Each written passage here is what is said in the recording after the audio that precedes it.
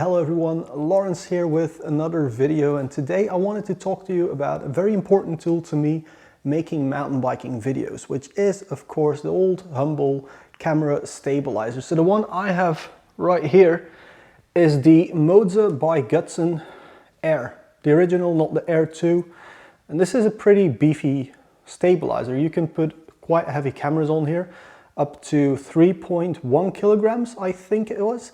But I actually just use it right now with a Fujifilm X-E3. I used to use it with a Blackmagic Pocket Cinema 4K, which wouldn't fit. So you had to use this cage and offset everything to get it to fit. And before that I used it with a Sony A7 and a Panasonic G7. So in this video I'm going to go over this and the accessories. So first up, actually the accessories. What's really nice about this stabilizer is it comes with a carrying cage, and this thing is like a proper high-end Pelican case, nice cutout foam here, and that's where all your accessories are. So in here are cables for hooking it up to your camera. So if you have a Panasonic camera, a Sony camera, Canon, Nikon, you can use that really well with the stabilizer. And you can actually control those cameras from those stabilizers. It doesn't work, however, with a Fujifilm camera, because back when this thing was released, Fujifilms didn't really do film. So that's that. As you can see, I have the box here. In the box you also get the charger. So this is the charger. It has three batteries inside, and it just charges over micro USB over here. So that's really handy for powering it off a battery pack, for example, if you just need to charge while you're on the go. The reason I bring up the case is because it makes it really easy to transport your stabilizer in a safe way. However, you do have to take it completely apart each and every single time. So that kind of sucks. In there you can also put these handles. So this is like a dual grip that you can use. It just clamps along the base like so, and then you can hook it around, well, the handle for the camera. The thing is, you have to hook it on the rubber part, so there will be some movement in there. So anyway, on the bottom you can put your tripod plate, which you will need to do in order to set it up and to make sure you get it all balanced. In the handle is where those three batteries are. So as you can see, they're pretty beefy batteries, quite big, and you have three of those in there.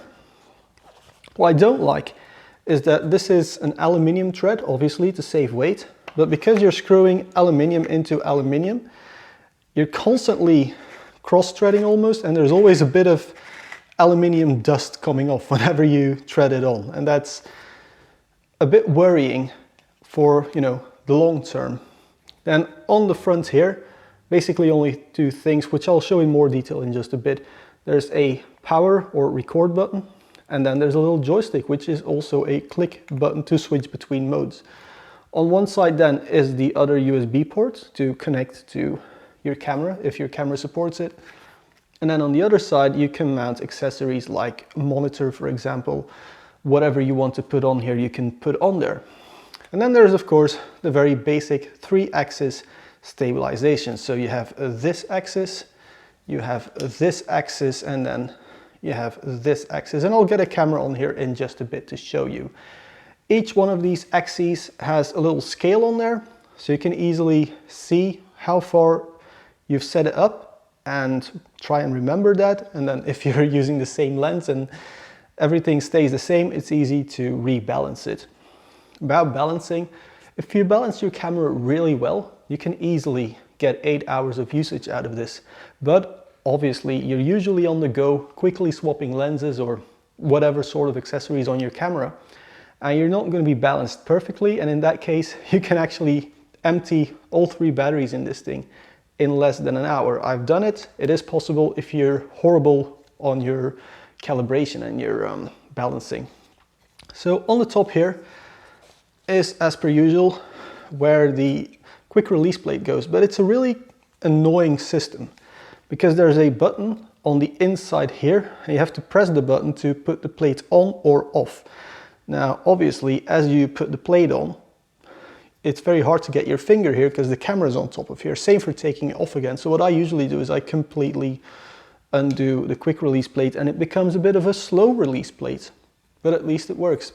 So that's basically it for that physical overview. I'm showing you now how you get a camera on here, and then I'll give you some sample footage as well. So just like with many of these gimbals, the way you set them up is pretty simple, although it takes a while. The first thing you want to do is make sure that the little handle for the stabilizer is perfectly straight in both directions. And then you just set them up axis by axis. I prefer to start with the actual camera axis.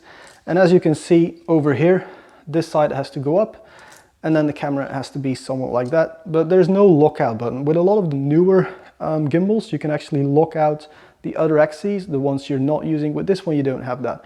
So you just have to kind of hold it with your hand. And then you notice this one falls backwards. So there's a dial on the left side. Move the camera forward. And now it's stable. Now, of course, you also have to do it at these different angles. And then you can also set your vertical drop on the camera, a bit like that. I'm not going to spend the entire half hour it takes me to do this, but this is kind of decent enough. And again, the better job you do, the longer the battery will last. As I'm quite a lazy person, I'm not going to do a very good job. As you can also see right now, it falls to the left. So you just undo this dial, slide it over a little bit more. And right now we're good enough, I say. So then you turn it on and it'll automatically level. Again, more time you spend here getting it perfectly balanced, the more filming time you'll have. Alright, so I have done a very poor job of stabilizing it right now. And obviously this is a manual camera. It doesn't possibly do film, but I just wanted to show you around it. So of course over here is your power button. You push it for 2 seconds, this thing turns on. Then just to show you how poorly balanced it is, if you push it to turn it off, this happens. And then all the axes are free, of course. Let's power it on again, just like that. So there are a few modes, and you can also make your own sort of, I wouldn't call them custom modes, but you can make your own sort of modes as well with the app that I'll also show in just a bit. So first up, this is the standard mode. As you can see, it doesn't do like the most amazing job of locking onto a certain target, but it just keeps your camera horizontal. Press it twice and you go into the next mode. Now it also rotates with the direction of your hand. This is really handy for doing tracking shots. And again, you can set up the speed at which it follows your movement in the app, and I'll show that later. Triple press, and now it also moves up and down. Again, it's a bit slow because I haven't set it up through the app, but you get the idea. And then there's also a 4-time press, and then it just locks onto whatever you lock it onto. So wherever you move the camera, it will lock and follow a certain point, and it will just keep staring in the same sort of direction, like I'm staring over there because I have a monitor there and I can't see myself on the camera, but whatever. And then of course, there is also the little joystick on here, so you can manually move it, and again you can set up how fast or how slow you want it to do this sort of stuff. Now, in order to show you that, I will quickly get a app going and show you it like that.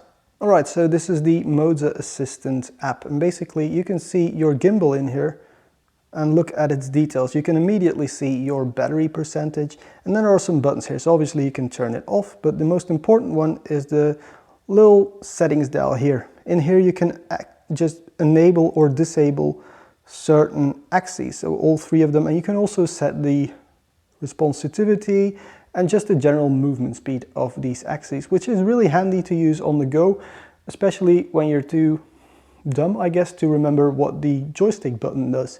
On here is also a button to level it out again, so this will reset the gimbal to 0, as you just saw. And then there is this mode. Now, this was what I actually originally bought this gimbal for. Basically, you can use your smartphone or tablet to control the gimbal. You can even roll it if you really want to for some reason. And very interestingly, you can set up a custom path to use with this. So if you go into here, little camera icon, again, the reason I bought this damn thing, is you can set a path. So you can add a point, move around the camera, at a different point, move it around at a different point. And my idea was I could use this to have some sort of robotic camera arm to film B-roll. If I press the start button, it just does it step by step and not as a fluent motion. As you can see, it moves, takes a picture, moves, takes a picture, moves, takes a picture. Of course, you'll have to connect your USB cable in order to do that. If you press the preview button, it does the same, just slightly faster actually. But in the preview mode, you don't have time control. So I would really love a software update for either the app or the gimbal, I don't know how it really works, that will actually enable you to use it as some sort of robotized camera. Moving back, there's of course a calibration mode. Don't use it when it's not perfectly straight like it is right now. But that's basically it for the app. It works, although Bluetooth reception is always very low, no matter what phone I use. Now, just before I end and make a conclusion on the Moza Air, I just wanted to talk about user comfort. Right now, it's just the single grip in the bottom, but I'm going to put on the other grip. Trying to do this on your own is a bit tricky, I'll admit that, but it is definitely doable. Just a bit hard to make sure everything is straight, but then you have it like so. And then you can put a little thumb remote, which is an optional extra, and you can use everything remotely from your hands over here, like you're playing a video game, for example. Now, the gimbal is not super light.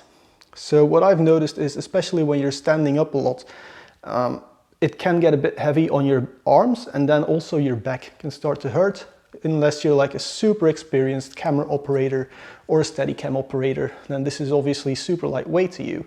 For me, or for the people that sometimes film me, it can be a little bit on the heavy side.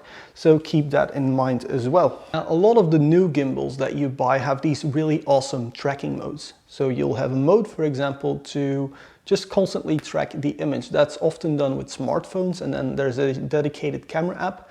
But what I would really like to see is some sort of Bluetooth tracker that, as a solo filmer, I can put in my pocket, and that will communicate through my phone with the gimbal to always track me. Right now, I need a second person to use this thing, obviously, but it would be handy if I could just use this as a sort of robotic cameraman that automatically tracks me. That would be possible to do through the motion control in the app. However, this is strictly for photo time-lapse turned into video. You can, of course, move it around from the app and set paths in that, but you can't play it in real time without it stopping every time. So what the app time-lapse will do is it'll move, stop, take a picture, move, stop, take a picture, move, stop, take a picture. You can't have it do this super smooth movement in a bunch of different directions.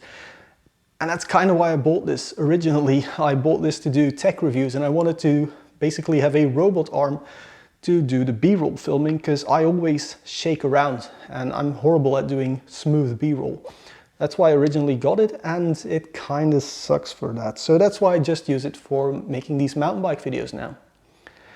So to conclude, I do think it needs massive software updates to make it a lot more usable, give it more features, because software updates, other than the development time, is mostly free, whereas hardware you have to buy new stuff for. So this thing could be a lot better if only the app was better, if the connectivity was better, if just the soft and firmware side of things was better, more finished. However, the hardware itself can support really heavy cameras. The batteries last a really long time. You get this awesome carrying case. You can't really fault it for that, and especially at this current price point, I think it's like 350 euros, but I'll link an Amazon affiliate link below, because I like money, of course. I'll put an Amazon link in the description, and then you can check out what the current price is on the Moza Air Gimbal, professional gimbal, as it says in very tiny letters here. But for now, massive thank you for watching, and I'll see you guys in the next one. Cheers!